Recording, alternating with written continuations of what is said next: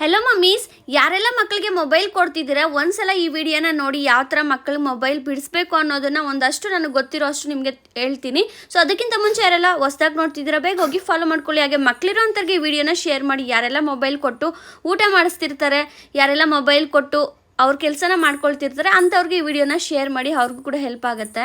First of all ಮಕ್ಕಳಿಗೆ mobile ಏನಂತಾನೆ ಗೊತ್ತಿರಲ್ಲ. So ನಾವುಗಳೇ ಪೇರೆಂಟ್ಸ್ಗಳೇ ಅವ್ರಿಗೆ ಮೊಬೈಲ್ನ ರೂಢಿ ಮಾಡಿಸ್ಬಿಟ್ಟು ನಮ್ಮ ಮಕ್ಕಳು ಮೊಬೈಲ್ ಇಲ್ಲದೆ ಊಟನೇ ಮಾಡಲ್ಲ ಅಂತ ಹೇಳ್ತಾ ಇರ್ತೀವಿ. ಸೊ ಅದೆಲ್ಲ ತಪ್ಪು ನಮ್ಮದೇ ಆಗಿರುತ್ತೆ. ಮಕ್ಕಳಿಗೆ ಪಾಪ ಏನೂ ಗೊತ್ತಿರಲ್ಲ, ಸೊ ನಾವು ರೂಢಿ ಮಾಡೋದು. ಇನ್ನು ಮಕ್ಕಳು ಅಳ್ತಿದ್ದಾರೆ ಅಂದಿದ ತಕ್ಷಣ ಮೊಬೈಲ್ನ ಕೊಡೋಕ್ಕೆ ಹೋಗ್ಬೇಡಿ. ನೋಡಿ, ಒಂದು ಎಕ್ಸಾಂಪಲ್ ಏನಂದರೆ, ಮಕ್ಕಳಿಗೆ ನೋಡಿ ಈ ಥರ ಕಾರ್ಡ್ಸ್ ಏನಾದರೂ ಕೊಟ್ಟಾಗ ಅದು ಕಲರ್ ಆಗಿರುತ್ತಲ್ಲ, ಸೊ ಅವ್ರಿಗೂ ಒಂದು ಸ್ವಲ್ಪ ಖುಷಿ ಅನಿಸುತ್ತೆ. ಸ್ವಲ್ಪ ಜಾಸ್ತಿ ಇರೋದ್ರಿಂದ ಕಾರ್ಡ್ಸು ಅದನ್ನು ಬುಟ್ಟಿಯಲ್ಲಿ ಹಾಕೋದಾಗಿರ್ಬೋದು, ಅದನ್ನು ತೆಗಿಯೋದಾಗಿರ್ಬೋದು. ನೋಡಿ ಹೆಂಗೆ ಅಬ್ಸರ್ವ್ ಮಾಡ್ತಿದ್ದಾಳೆ ನಮ್ಮ ಪಾಪು ಅಂತ. ಸೊ ಎಲ್ಲ ಮಕ್ಕಳು ಕೂಡ ಅಬ್ಸರ್ವ್ ಮಾಡ್ತಾರೆ, ಏನಿದು ಅಂತ ಅವ್ರಿಗೂ ಹೊಸದಾಗಿರುತ್ತಲ್ಲ.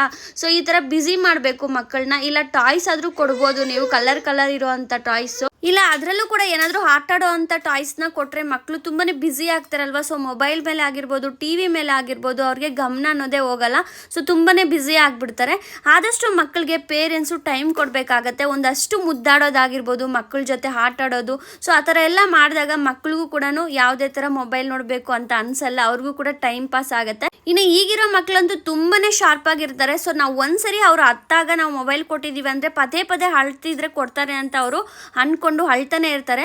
ಸೊ ನೀವು ಯಾವುದೇ ಕಾರಣಕ್ಕೂ ಹತ್ತಾಗ ಮೊಬೈಲ್ನ ಕೊಡಲೇಬೇಡಿ. ಇನ್ನು ಬೇರೆ ಏನಾದರೂ ಔಟ್ಸೈಡ್ ಕರ್ಕೊಂಡು ಹೋಗೋದು, ಇಲ್ಲ ಏನಾದರೂ ತಿನ್ನೋದಕ್ಕೆ ಏನಾದರೂ ಕೊಟ್ಟು, ಅಥವಾ ಏನಾದರೂ ಒಂದು ಟಾಯ್ ಕೊಟ್ಟು ಇನ್ನು ನೀವು ನೈಸ್ ಮಾಡಿಬಿಟ್ಟು ಅವ್ರನ್ನ ಕೂಲ್ ಡೌನ್ ಮಾಡಿ ಅಷ್ಟೇ, ಅಳ್ದಿರಾ. ಸೊ ಈ ಒಂದು ವಿಡಿಯೋ ನಿಮ್ಗೆ ಇಷ್ಟ ಆಗಿದ್ರೆ ಮಕ್ಕಳಿರೋಂಥವ್ರಿಗೆ ಶೇರ್ ಮಾಡಿ, ಹೆಲ್ಪ್ ಆಗುತ್ತೆ. ಬಾಯ್.